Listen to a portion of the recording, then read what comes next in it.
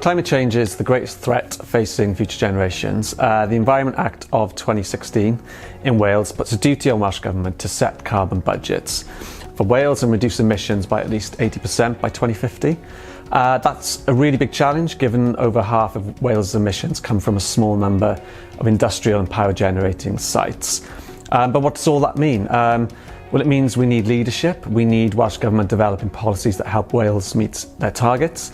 And we need to work together to really get behind and accelerate this shift. Because I think if we get this right, it can be transformational and bring economic, environmental, social and cultural benefits across Wales. As much of the focus of today's event is about future generations, it's really important for us that we involve the voice of young people, which is why it's great that we've got Sean from Uprising to talk today. I think it's really important that young people have a voice with regard to climate change, because we're the people that are going to have to deal with the problems eventually, and our children as well.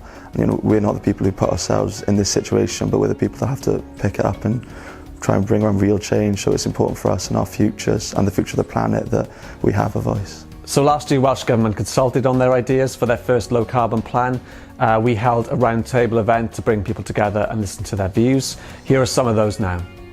We had some fantastic discussions today, some really interesting ideas, and I think one of the sort of key takeaways from me is we're going to deliver this low carbon pathway, it's going to require some fundamental changes to the way that we do things in Wales, and we need to be able to link that to the Well-being and Future Generations Act. So this means that we're going to have to think very much long term about where we want to be in 20 or 30 years time, and it means it's going to be hard and we're going to have to make difficult decisions, but we fundamentally have to change the way we do things here. My interest is around healthy travel and how we get around, so not just from a public health perspective but much wider, and it was great to be here today because one of the things that we talked about, and I think is really important around how we decarbonise, is around leadership in this area. And we need to be ambitious. If you look at some of the projections in the current draft report, they are huge, the amount of difference that we need to make in terms of carbon levels. And that means we need to be really ambitious. That ambition, we cannot necessarily rely on people to do by themselves. Behaviour change won't happen alone. So somewhere in the system, there needs to be leadership.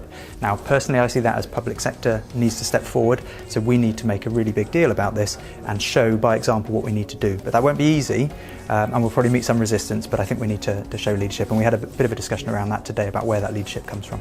Today I organised a roundtable for external stakeholders to come and speak to us about the Welsh Government's consultation on their low carbon pathway for Wales. We had lots of really interesting ideas from people who work for the public sector, people who were here from third sector, as well as people representing business, and we had a really interesting discussion looking at how the actions can really contribute to all the 7 wellbeing goals in the Future Generations Act.